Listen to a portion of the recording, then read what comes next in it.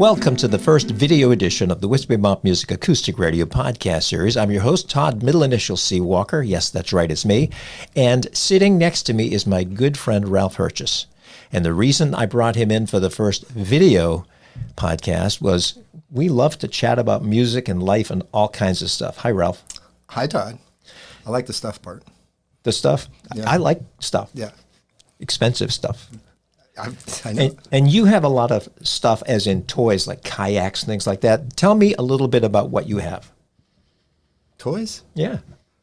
I currently have 4 kayaks. 2 are smaller play boats. I've got 2 that are high volume creek boats. I've been kayaking for 15, 16, 17, 18 years. Year-round whitewater. Have gone on adventures and gone to far-off places, and had a kayak partner, Eric, and we behaved like 13-year-old boys on the river, and we would challenge each other and push each other and do stupid stuff. And then he moved to North Carolina for a really cool job. So I have lost my partner, and it's like it's a dangerous sport, and I'm not going to do it by myself. So I rarely get out. So those kayaks. But speaking of dangerous, I mean, you did what do they call them? Class 5 rapids? I can do a Class 5. I can't do a Class 5 river, which is continuous 5s. But on a really hard set of rapids, you would get out of your boat and you would scout it. And you would say, I'm going to do this, I'm going to do this, I'm going to do this. And kind of figure your way down it. But if you're doing an entire river, you don't have time to get out for every rapid. It's continuous. You got to go, got to go, got to go, got to go. So I'm a Class 4, or was a Class 4. Now I guess I'm a 3. I've been demoted. Well, if you're batting 300 in baseball, you're a really That good is true. hitter. That is true. So not to worry about that. Yeah. Now, you are also a guitar player, and that's how it kind of fits into the Right. podcast. And tell everybody the guitar that you've owned for a long time and that you play. I play an Ovation Folklore. I got it December 13th, 1976. Saved my lunch money for a long time. It is a steel string classical guitar because I'm a finger stylist, and so I need a wide neck to get my fingers in all those places. And it costs a lot of money, and even now they sell for a lot of money. It's a wonderful guitar. Sounds beautiful. The technology, of course, is dated, but that's my baby. Well, for someone who likes to play outdoors in the backyard or go to the beach or whatever, that, what's it called, Dynacord or something, Lyricord or something like that, plastic back, which from what I understand was the material that they used to make helicopter blades. So it's extremely strong. I didn't know that. It means it's not as susceptible to humidity changes like an all-wood guitar would be. Okay. And I've owned 2 or 3 Ovations. I have that one I told you about that's sitting on the floor right over there, which is their first foray into traditional shapes with wood back and sides. Very inexpensive. Sounds actually pretty good. Mm-hmm. I have to have a little work done on it to intonate it a little bit better. But Ovation, I mean, everybody played those back in the day. Cat Stevens, Glenn Campbell made them famous. Yes, he did. Mac Davis. In fact, anybody who performed on the Glenn Campbell show and Mac Davis show, I think, played an Ovation. They probably had some sort of a sponsorship. Oh, there you go, yeah. You know. Nancy Hart. She played one. America played one for a while. Played one, yeah. Jim Croce played. They were the thing. I can remember going to and I've forgotten the name of the music store in Bangor, Maine, when I was at the University of Maine with my older brother and my buddies, and we would go in and drool over the wall of Ovation guitars because they were the thing at that point in time. Yes, they were the thing. Yeah. And you don't see them as often. No, I've only seen 2, actually, since I've been out playing. It makes you unique. Yeah, I like that. As if you didn't know that before. That's right. So now tell me a little bit more about your style of guitar playing, because it's not the traditional way of writing and singing or playing. Correct. I'm actually a springboard diver. And I am a springboard diver? At the pool. Oh, okay. Yeah. You do that? I do that. Okay. Still do that. Did that this Sunday. And I'm self-taught. All right. So you look at people do things and you're like, okay, how did they do that? And then you try to replicate it. I am self-taught on the guitar. The 2 buddies that I had in college, which is when I began playing, They were doing original music, though they knew covers as well. But they taught me to play your own stuff, which is, we get back to stuff. Stuff. Yeah, Stuff. it's a great word. It is. So my one buddy, who was a drummer and played 12-string, taught me House of the Rising Sun. Okay. My other buddy, who was the finger stylist, he taught me Sing Terry O'Day, Peter, Paul, and Mary. Mm-hmm. Those are the only two songs I ever learned. And what they said was, play your own stuff. These are techniques how to get you going. So from there, I have been playing since the 70s, writing since the 70s. As of to date, I have 77 songs. 68 of them I had before I got married. And then when I got married, it was like dry for 16 years, right? So now I'm not married and I started up again. I'm retired, so now I'm starting to play. And I'm having to back up and learn how to play these things that I created all those years ago. Oh, because you've forgotten most of them. Well, If you're not playing it, it's like, what is that chord actually? Because, I don't notate anything. I can't read music. I have many cassettes, which dates me, of course, of all my music. So I will sit there and play that over and over. What is that? What is that chord? What is that? How did that, So I'm retired, so I'm spending all my time learning my material so that I can go out to open mics and play. So I think I have memorized currently a half hour of my material, which is not much, but it's every day, every week I'm practicing something that I don't know, which I created how many years ago? Well, and you've also begun to perform live at open mics. Yeah, I have. And so the pressure's on because I don't want to play the same thing at the same venue, so I have to learn my material. I have to learn my new material. And so I'm constantly going at this, and I got a chart. I'm going to play this place in 2 weeks and this place in 3 weeks, so what am I going to play there? What am I going to play there? And so I'm hustling to try and learn it. It's interesting how the brain slows down. Remember when you were in school and you had to study for stuff and you could pick stuff up really quick? Not so much anymore. It's like I have to work harder. But then I'm thinking, well, my brain will pick up too. I'll know how to do this. Now, are you finding performing live to be somewhat nerve-wracking, or some people they never seem to get nervous, or even when they're nervous, they don't appear nervous? So what's it been like getting back into, singing your songs or playing your tunes in front of people? Professionally, I have spoke at conferences and have run meetings in front of large groups of people, so I don't have trouble with that.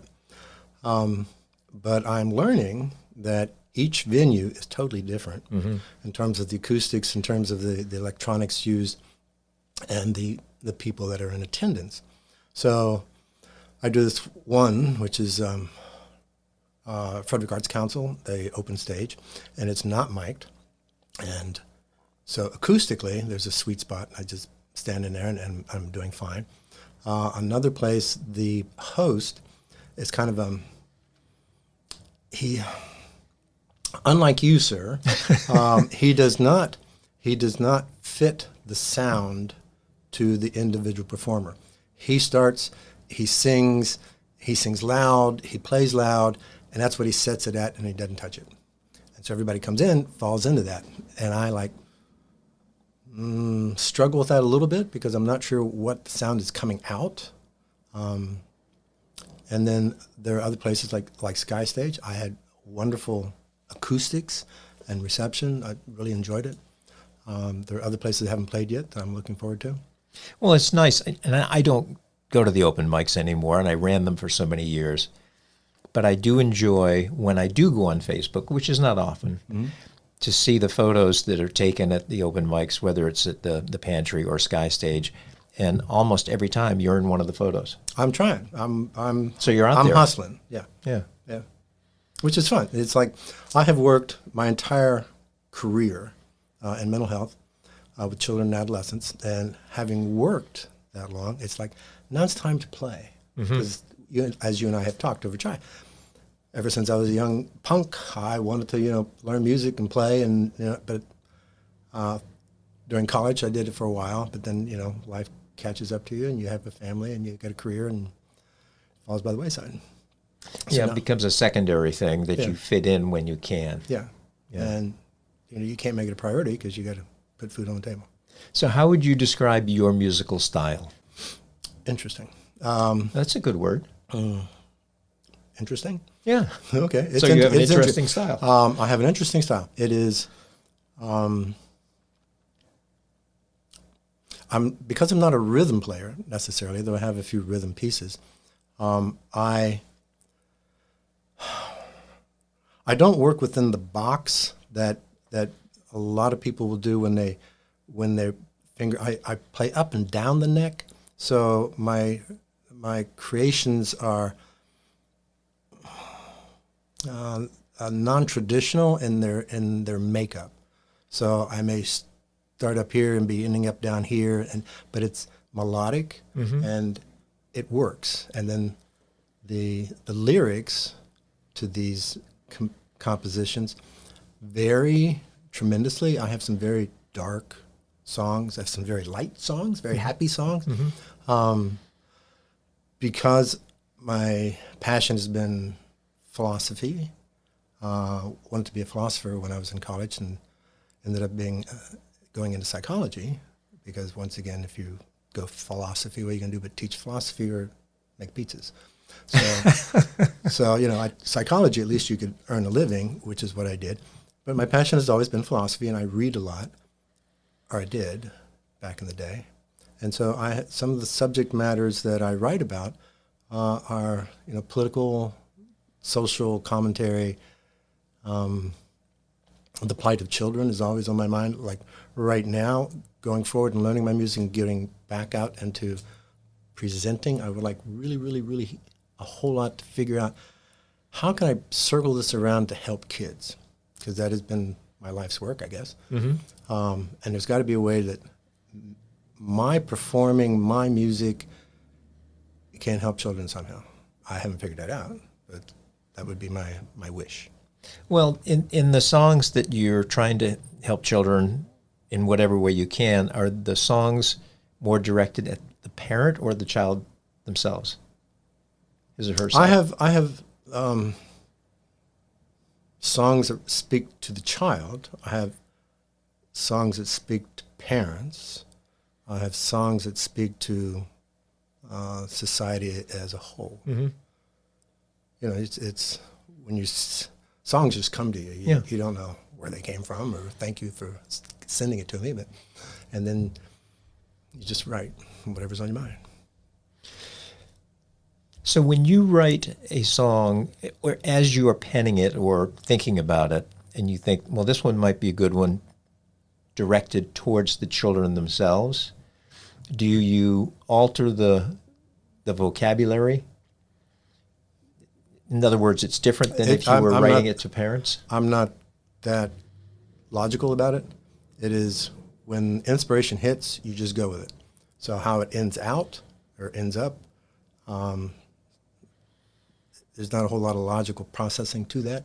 It's just you're in the flow, you're in the moment, and you write it. So you're writing from a more emotional standpoint? Yes, probably. always. There has to, if it's not the emotional piece, it's not going to work. So you wouldn't make it in modern pop music? I wouldn't even try. Taylor Swift is safe. She's totally safe. Totally safe. It's an industry, and now with AI, you're going to be competing with it because they'll start making music, and they'll write the lyrics and do the music and composition, and and they may be able to do it in your voice. Exactly, and technology will put my face to it. Yeah, and there's his face right there. That's right. Or right there, Yeah. the other camera. Yeah. So, AI is going to, as soon as you do whatever you're going to do with this stuff, AI will have access to it. Where there's no place safe. Now, you had recently watched the video, and I think I was the one that told you about a McCartney 3-2-1 or 1-2-3 or whatever it is. Totally impressed by that dude. How he could, and he's older than we are. Yes, he is. And he can recall details. He can spontaneously pick up a melody line, go to the piano and play it, and then improvise off of that. And it was so, and I marveled at a lot of musical people because it's in their blood and in their movement, and you can when you observe them either playing or listening, they're moving, they're hearing, they're moving, they're bouncing, their foot, their hands, something's keeping time, and that's how he was. He was constantly in movement. Singing with your body. Yes, singing with your body, whether you're actually singing or not. But yeah, I am very conscious of that because I don't, evidently, the few videos I've seen of myself performing, I don't move much. And I have friends who their feet are like dancing while they're doing it. And I've been trying, not so much in the last 3 years because there wasn't as much live performance because of the pandemic. But prior to that, I was attempting to at least tap my foot or move my knee side to side or turn slightly or something. And I find it very foreign to the way I perform. So I don't want to be a statue. In earlier discussion, we talked about guitar doodling. Yes. I think your term was noodle, but I heard it, and because we both do art, I thought of doodle. And so I do guitar doodles. And when I do a performance, I start with guitar doodle, and all I do is I just start making stuff up on the fretboard. No preconceived idea at all, but it gives me an indication of whether I'm in focus to this performance, if I'm having trouble with the ability to compose on the spot, then I may reconsider the song performance that I'm about to do and maybe do something that's not as technical, because a lot of my stuff is technical. I have to hit notes all over the place. And so months ago, it was in the fall, and I started with sunset, and I would sometimes have a drink, but I would watch the sun go down. I love twilight. And while I did that, I would just make up stuff on the fly on the guitar. And then I said, I need to master this more. And I started putting on my guitar strap and going into the other room, and I would guitar doodle as I would walk, and I'd sway and I'd move. And like you, trying to bring movement into what I'm doing. And I have a couple songs where it's like they're really bouncy, and I can sit there and I can do this, and it's like it flows. So yeah, I'm trying to unleash that ability.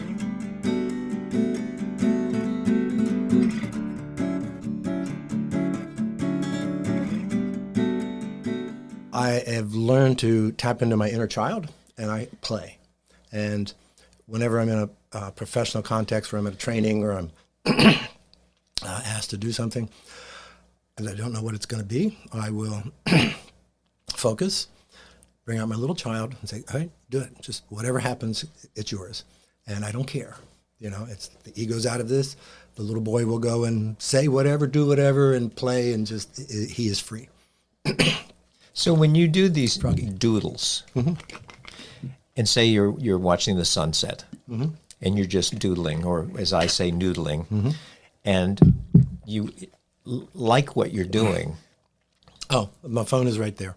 Oh, you do record it. I've done that, found interesting little patterns and record them, and maybe use them later, maybe not.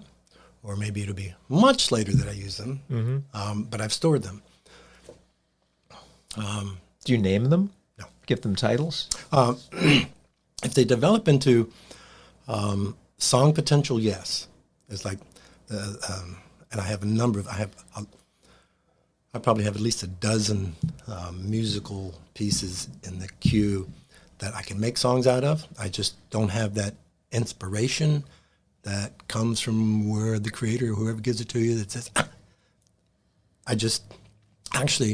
there was, I was in the basement working out. It was an off day. I wasn't supposed to go to the gym. I was working out, and I play my cassettes down there, and I'm trying to organize what is there. And I found this piece from 1979. Wow. You know, and it's like, whoa, that's really cool. So I get my iPhone, I record it, and I say, how did I do that? But I liked it. It's like, you know, this is a song, has song potential. And then that became my next piece of work, and I actually made a song out of it. It's a pretty good song. Not great, but it's pretty good. So what's that song called? Newsfeed. Newsfeed. Okay. Now, how do you come up? Oh, actually, no. The other one I'm working on is Newsfeed. This one is Summer Breeze. So do you title them based on the emotional feeling you get from it? Boy, that sounds like Summer Breeze. Sometimes I just arbitrarily name it something. It's like one of the finest pieces of music and composition that I own. I did the very first year I was composing, and the guys I was hanging out with, I didn't name it, and they said, "You got to name that. What do you just name that? You got?" And they were rattling me. So I looked at them and said, "Okay, the title is Number 8, because it was the 8th one I'd written." That makes sense. It's a great song. It's like, you know how they talk about composers and when they're only good in their youth, right? And it's amazing what I created not knowing anything back in that day. And then things became more sophisticated, and then now that I'm back at it, I've hit pay dirt a few times. I got some nice things, but titles are just, I don't know. Now I know why the Beatles on the White Album had that song Number 9. Number 9. Because they couldn't choose Number 8 That's because right. Ralph They had were already forced. done it. That's right. Okay.